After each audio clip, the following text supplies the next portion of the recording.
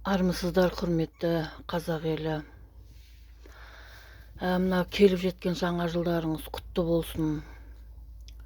Жаңа жыл, жаңа көңіл күй, жаңа өмірге деген көзқарас, жаңа мінез қалыптастыруға тырысайық. Осы баяғыда ішті түртіп тұрған кезде сөйлеп қалушы едім. Қазір байқағаным салмақты, сосын әрбір сөздің мән мағынасына қарап, бұрынғыдай көп сөйлеп емес, аз сөйлеп, көп істеуге ауысқан екенмін. Соны байқадым. Адам баласы әр аунап түскенде, яғни ауырғанда, әр нәрсені түсінуге тырысу керек екен. Нәрсе деген сөз ол біздің өзіміздің бойымызда болып жатқан болмысты байқауымыз керек екен. Адам баласы бекерден бекер ауырмайды. Осы көп ақша табамын деп зорығып өз басым бір аунап тұрдым. Сонда көп нәрсені түсіндім. Егер де сондай жағдай болмағанда, бәлкім қазіргі түсінік келмес еді. Иә, сол себептен көпшілікке айтарым, ауырамыз, бір келеңсіз жағдайларға түсіп қаламыз. Оның бәрі ойлануға адамды итермелейді. Біз ойлай отырып, байқаймыз қалай өмір сүріп жүргенімізді. Жүрекпен бе, жоқ әлде ақылмен бе? Осыны өзіңіз аңғарыңыз. Енді мен өз басымнан өткенді сіздерге сол қажет пе деп ойланам кейде. Әркімнің өз басынан өтіп жатқаны жеткілікті ғой. Өз басымнан өтіп жатқанымды айтып, сіздердің уақыттарыңызды кетірмей қояйын дедім. Бірақ бір айтарым, ауырғанда өзіңізді, денеңізді тыңдаңыз. Денеңізді және жүрегіңізді тыңдаңыз. Сонда өзгеріс болады болмысыңызда. Сонда сіз бекер сөйлемейтін боласыз. Көп сөз көмір, аз сөз алтын деп бекер айтпайды екен. Соған көзіңіз жетеді. Біз көп сөздіктен гөрі іске көшсек, сонда өзімізге де пайда, өзгеге де пайда, және жан-жағымызға көп өзгеріс енгізеді екенбіз. Соны байқадым. Қазіргі мен айтайын дегенім, бұл да бір өзекті нәрсе болып тұр ғой. Ешкімнің өмірінде мұндай болмаған шығар деп ойланам. Соншалықты жарнама күйінде қазір әрбір қазақтың үйіне кірген әңгіме болып тұр. Менің айтайын дегенім, мынау Тұрсынбек пен Айман туралы және Мөлді туралы көп созбаймын. Тек қана өзімнің зерттеулерімді ғана айтам. Мұны зерттеп түсініп алмасқа мәжбүр болмады. Өйткені күнделікті сол созылып жатыр. Бір айтып қоятын шығар, көп әңгіменің бірі ғой деп. Көпшіліктің назарында осындай әңгімелер бар ғой, тек бір Тұрсынбек қана емес қой дейін десең, бұл әңгіменің шегі болмай кетті, қайта өршіп жатқан сияқты. Осыған бір назар аударсақ, неге сондай болып жатыр деп. Өйткені менің өзімнің зерттеуім бойынша Тұрсынбек көптің аузында жүрген өнер адамы. Және қандай өнер адамы? Мен өз басым айтар едім. Тәлім тәрбиесі жоғары, құр босқа сөйлей бермейтін, нағыз өнер адам деп айтар едім. Артық жүріс тұрысы жоқ. Тек қана өзінің өнеріне ғана берілген, және осы өнердің айналасында ауызға іліп айтатын бірден бір өнер адамы Тұрсынбек және Нұржан деп айтар едім. Өз басым көптің ойынан шығатын, және қазір біздің қоғамда болып жатқан келеңсіз жағдайлардың бәрін өзінің өнері арқылы адамның жан жүрегіне жеткізіп айтатын. Сол Тұрсынбектің өнері бәрімізге де күш қуат береді, және өзгеруімізге бірден бір ықпал жасайды. Ауыр сөзді емес, жеңіл айтады, жеткізіп айтады. Бізге керегі осы. Кейде біз ауыр сөйлеп, көп жағдайда біріміздің жүрегімізді біріміз жаралап жатамыз. Соны байқамаймыз.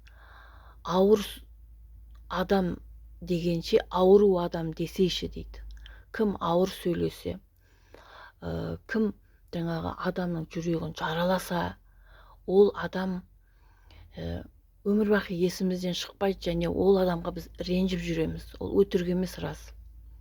Сондықтан шындықты шырылдатып жеткізіп айтады және жеңіл айтады.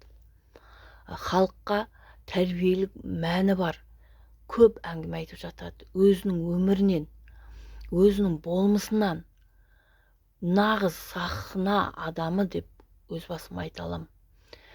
Өзіме және қатты ұнайтыны осы Қайрат әншіміз. Осы жақында ғана әндерін естіп жатырмын. Өте жаңағы жанды дауыспен беріліп айтатын. Міне нағыз сахна адамдары деп осы адамдарды айтып өтсек болады. Неге сонша сөзге ілігіп кетті? Өйткені құрметті қазақ елі, біз ойланайықшы. Өзіміздің болмысымызда бар нәрсені жұлып алып, лақтырып жібергіміз келеді. Адамның өмірі бір-біріне ұқсамайды. Біздің түріміз қандай әртүрлі болса, біздің өміріміз де сондай әртүрлі. Біз алдыменен сөз айтпас бұрын жан-жақты ойланып алуымыз керек. Сөз айтпас бұрын осы біздің айтқан сөзімізді жан-жақтағы адамдар қалай қабылдайды, әсіресе өсіп келе жатқан жастар қалай қабылдайды, біз соны ойлауымыз қажет. Енді бұл жерде Құдай тағала өзі көзге көрсетіп қойған ғой, өзіміздің қанымызда бар нәрсе. Тұрсынбек соншалықты бір жаңалық ашып отырған жоқ. 2 әйел алып, 2 отбасы бар адам ғой, енді белгілі болды. Ол бір қылмысқа батқан жоқ қой.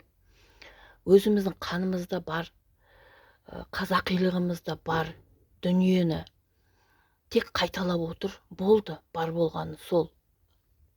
Оны соншалықты аспандатып, оны соншалықты бір трагедияға айландырудың қажеті жоқ.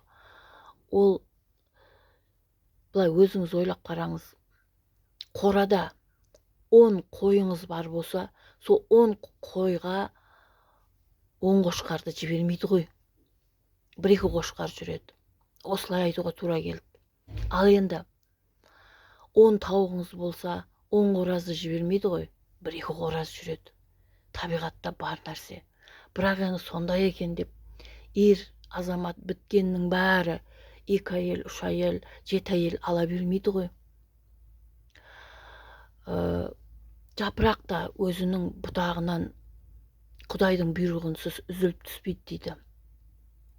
Бұл енді кейбір азаматтардың қоғамда осындай бір әйел емес, 2 әйел, 3 әйел алатындай бір заңдылығы, Құдайдың жіберген заңдылығымен солай ұштасып жатса, оны соншалықты ауыр әңгімеге айландырып, бір күлкіге, мазаққа айландырудың қажеті жоқ. Айланып келгенде сол Тұрсынбектің тоқалына тіл тигізіп, жатқан адамдар өзінің түбіне балта шауып жатқанымен тең. Өйткені тоқал ол біздің қазақилығымызда бар нәрсе. Тоқал болып өткен небір дана аналарымыз бар. Домалақ ана, тағы басқа аналарымыз бар тарихта. Біз сол аналарымызға тіл тигізіп жатырмыз. Небір ақылды ұрпақтар сол тоқалдан туылған. Енді кейбір адамдар ойнастан бала табам десе де таба алмайды, Құдай бермесе. Енді бұл Айманның бір баласы шағасы бар ма, екеу ма, үшеу ма, оны мен білмеймін. Әйтеуір ұрпақтары бар екен.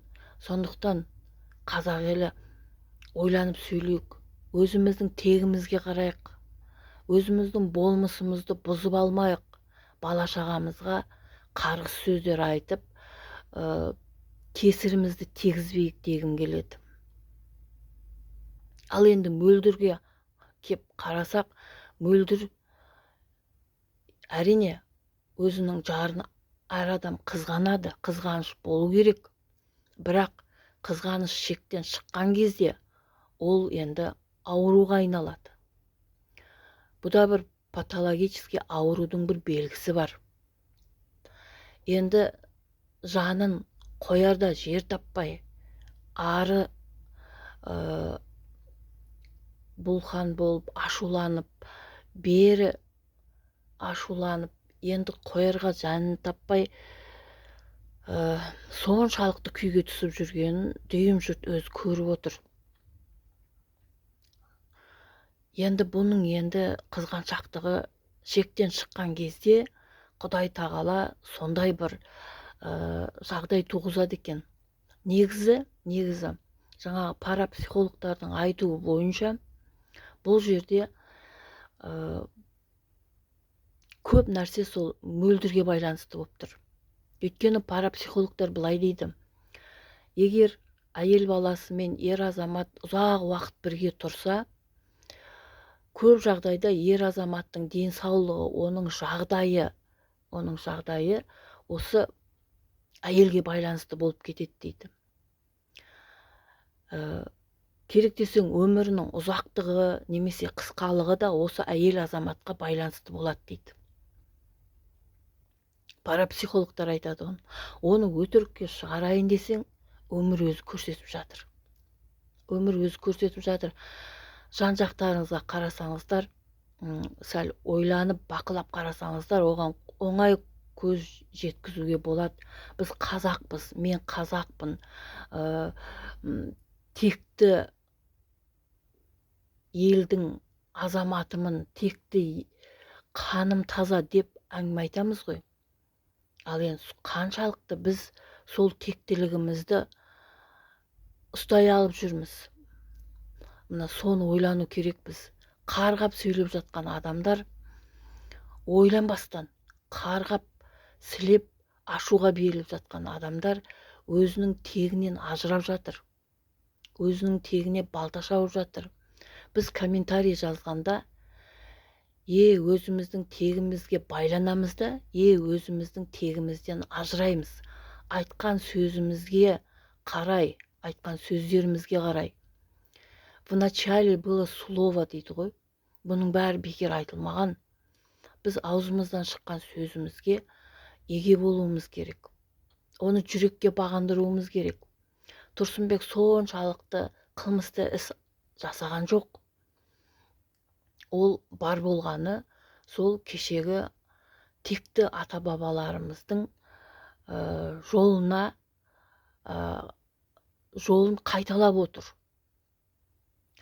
Енді екі әйел өздерінің жағдайларын жарнамалап, соншалықты жарыспастан осы ер азаматтың абыройын ойлау керек. Мен мынандай виллада отырмын, менің мынандай байлығым бар, мен сондаймын, мен мұндаймын, мен мынандай киімдерім бар қымбат деп. Қазір сахнада жүрген көптеген әншілер, сахна адамдары шектен шығып кетті. Халыққа жақсы үлгі көрсетіп жатқан жоқ, әсіресе болашаққа. болашақ ұрпақтарға олар өздерінің байлығымен, өздерінің дастархандарымен, өздерінің сондай бір екіжүзділіктерімен мен мөлдірді жақтаймын, немесе мен Тұрсынбекті жақтаймын деп, өздерінің екіжүзділіктерімен, білімсіздіктерімен, ақылсыздықтарымен, өздерінің жаңағы сыйлықтарымен, біреуге беріп жатқан сыйлықтарын айтып, біреуден алып жатқан сыйлықтарын көрсетіп, тұрмыс жағдайларын көрсетіп, енді шектен шығып жатыр өте. Оның ұрпақтарға өсіп жатқан зияны болмаса пайдасы жоқ. Осыны түсінбей жатыр. Сахна адамдары, киелі сахнаны қадір тұтып жатқан адамдар санаулақ. Олар өздерінің байлықтарына, жағдайларына мастанып, шектен шығып, мына осындай жағдайларға ұрынып жатыр. Сонда бұл жерде мөлдір қатты ойлану керек. Өзіне тілектес адамдар санаулақ. Адамның аласы ішінде дейді, малдың аласы сыртында дейді. Көпке мазақ болып, көпке әңгіме болып, өзінің ер азаматын сыйламай, қадірін кетіріп жатқан, сөз қылдырып жатқан осы мөлдірдің өзіне Құдай тағала сана берсін. Сана берсін, жүрек берсін. Енді Тұрсынбекті алдағы уақытта қандай болады жағдайы, осы екі әйелге байланысты болып тұр ғой, әсіресе мөлдірге байланысты болып тұр. Сонда Тұрсынбекті мен жасадым, Тұрсынбекті мен ешкіммен бөліспеймін деген сұхбатында естідім. Жарайды, мейлі. Біреудің басынан өткен, біреудің басынан өтпеген ғой, дұрыс шығар деп. Онша назар бермей келдім осы уақытқа дейін. Қазір байқасам соншалықты бір күшейіп бара жатыр да, басылудың орнына күшейіп бара жатыр. Бұдан ешқандай да соншалықты бір жақсылық шықпайды. Адам көргеніне тоба шүкір деу керек. Ер азамат сондай қадам жасады ма, демек оны құптау керек. Оған шүкір деу керек. Оның аман жүргеніне, Құдай осындай сынақ бергеніне шүкір деу керек.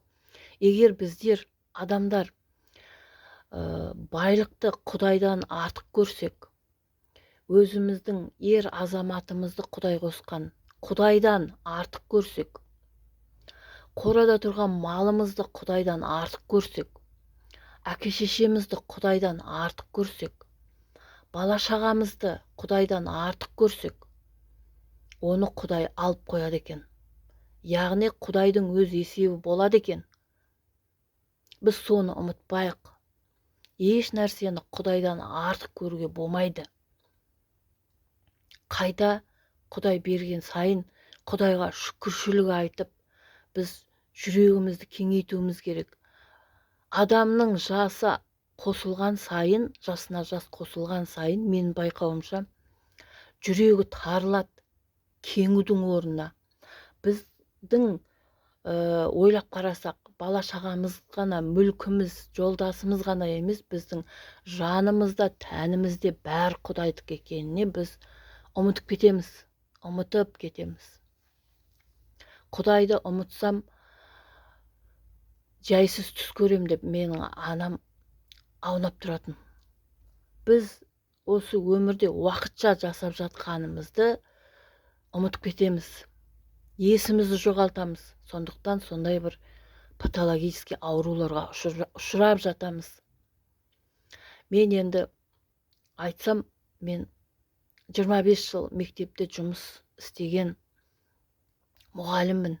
Өзімнің шәкірттерім бар. Ұстаздық еткен адаммын. Сондықтан мұғалім ретінде мен болашақты, өсіп келе жатқан ұрпақтарды, олардың жағдайын көбірек ойлаймын. Көп ойлаймын. Сол себептен де айтып отырмын, мына атан жарысты тоқтату керек. Бұл жерде бүлініп кеткен еш нәрсе жоқ.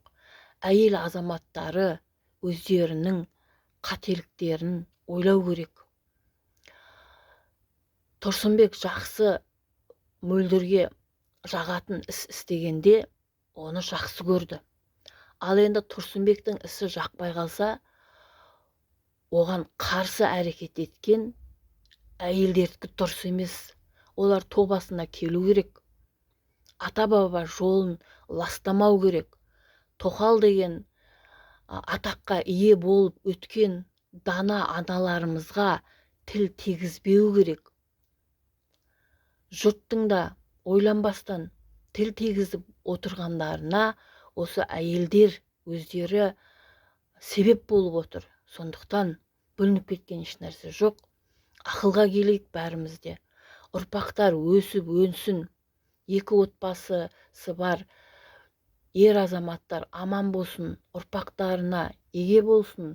Сол ұрпақтарының тату-тәтті өмір сүруіне, араласуына себепкер болсын. Артық қызғаншақтыққа, ренішке, ауруға жол бермесін. Сол ер азаматтарымызды ер азамат етіп отыратын әйел азаматтары есімізді жинап, Құдайымызды ұмытпайық, ертеңімізді, болашағымызды ойлайық.